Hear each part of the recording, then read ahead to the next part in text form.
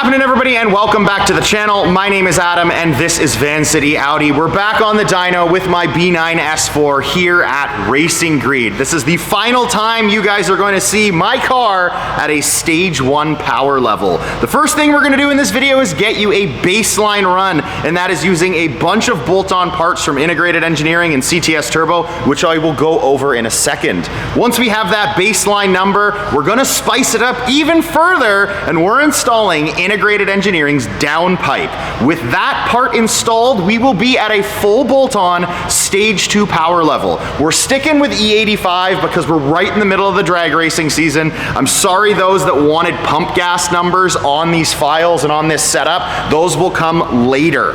For now though, I'm sticking with E85. So we're gonna do a baseline.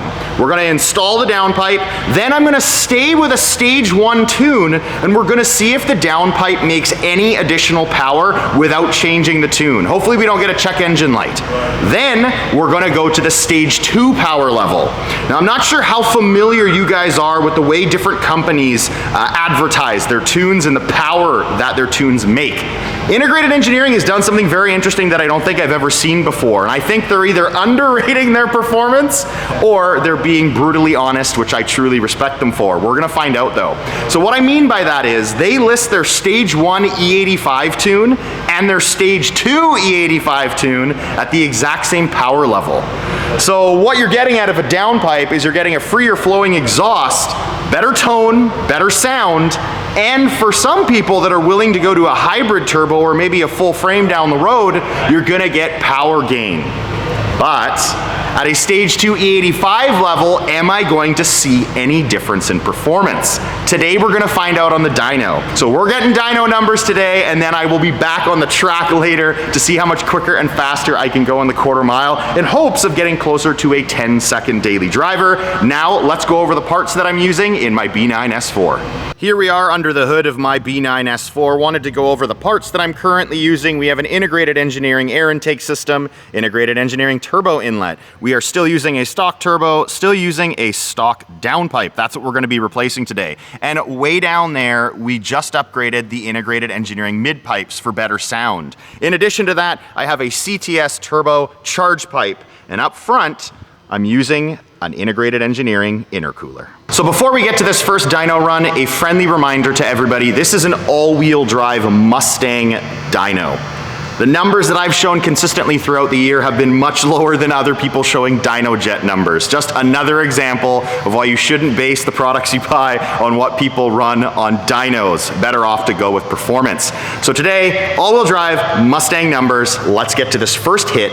Stage 1 E85 from Integrated Engineering with the majority of bolt-on parts that they offer.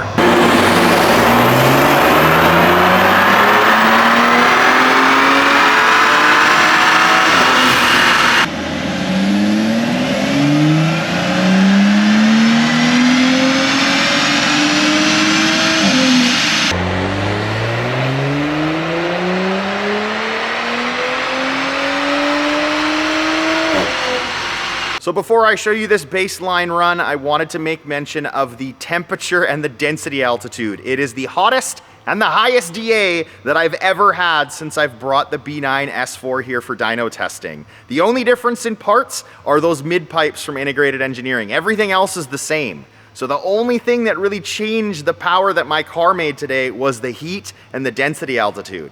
Proof yet again on why it's so important to do before and after testing on the same day you make a change to the car. You change a tune, you change hardware. Do a before and after on the same day, because if your conditions are significantly different, it'll affect your results. Here's today's results versus what I managed last time I was here. Today I made 395 wheel horsepower and 460 foot-pounds of torque. Last time though, I made more horsepower and more torque. 3 wheel horsepower more and 15 foot-pounds of torque more. There are the graphs. You can see the differences from last time I was here versus today. The solid line being seeing today. So it was a bit peakier today and then lower horsepower throughout the entire mid-range, up top virtually identical. In terms of horsepower though, slightly lower throughout the entire mid-range. It blips over, it's slightly higher, and then almost even up top. So very interesting to see. Exact same tune on different days where the temperature was significantly different. It affects the results quite significantly. This is the last time you'll see the OEM downpipe installed. We're gonna let the car cool down and then they're gonna get to installing the integrated engineering downpipe. Here's the IE downpipe that we'll be replacing the OEM downpipe with. It is a performance high flow catted downpipe. I'm very thankful that they made a catted option. I'm not a fan of catless downpipes on my daily drivers because it makes them way too loud. So we'll get this installed as soon as they get the OEM one out, and then we'll see if it makes any power. The OEM downpipe has been removed and I've put it side by side with the IE downpipe so I can show you guys a comparisons in the cats. So this is what the OEM one looks like. You can see that it's very, very small, tightly packed, not a lot of space for air to flow through. On the IE downpipe, you can see those spaces are much larger to allow for more airflow. So like I already previously mentioned, they say that there's no difference in power between stage 1 and stage 2, even with this downpipe installed, and that it's more geared towards a hybrid setup. But that's why we're doing this, to do a comparison before and after to see if this makes a difference. Install is complete. It looks extremely sleek. Tons more room around it without any heat shielding on it. Hopefully we can make some more power now at the stage 2 E85 level. So now that that IE downpipe is installed, the first test we're gonna do is the same tune, stage 1 E85. We're gonna run it, see if it makes any power just with that hardware modification. Then when we've done that, we're gonna tune it to the stage 2 E85 power level, and then we'll see if it makes additional power once it's been flashed with the stage 2 tune.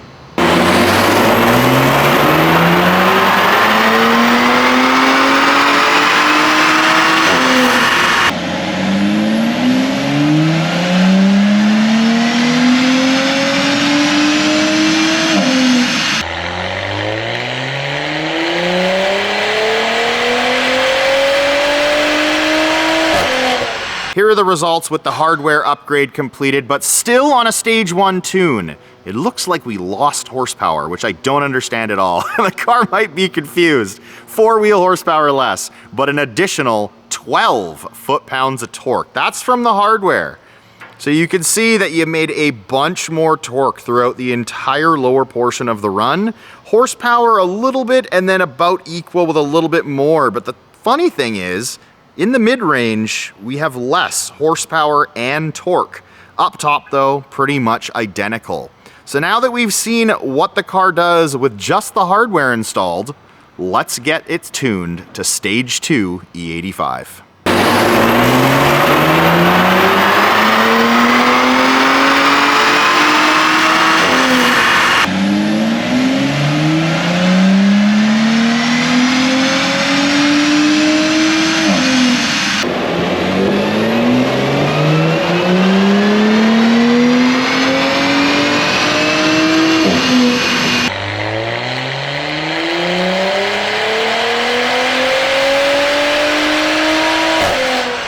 Here are the final results of the day. Stage 2 E85 with the downpipe, 394 wheel horsepower, 478 foot-pounds of torque, up from 391, which was just stage 1, up from 472, which was just stage 1 with the downpipe installed. In terms of horsepower, it didn't make any whatsoever. Pretty much identical numbers, 394 and a half, 395, half a horsepower.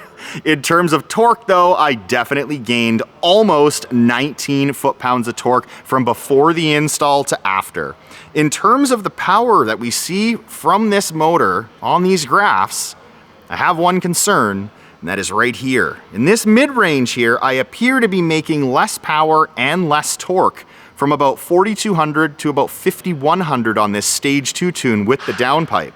But Everything below that, I'm seeing more power and more foot-pounds of torque. So the only way to test out how it works is to get out to the back roads of Mexico, or even better, bring it to the track to see how it performs. Well, that wraps it up here at Racing Greed. I can officially say I have a Stage 2 B9 S4 car now. With that downpipe installed, I made a bunch more torque down low. So we're gonna find out how much that helps me in the quarter mile. Stay tuned to the upcoming videos. I'll be back at the drag strip to put it to the test, see how much quicker and how much faster I can go on the quarter mile. Thank you all so much for watching, and until next time, take care.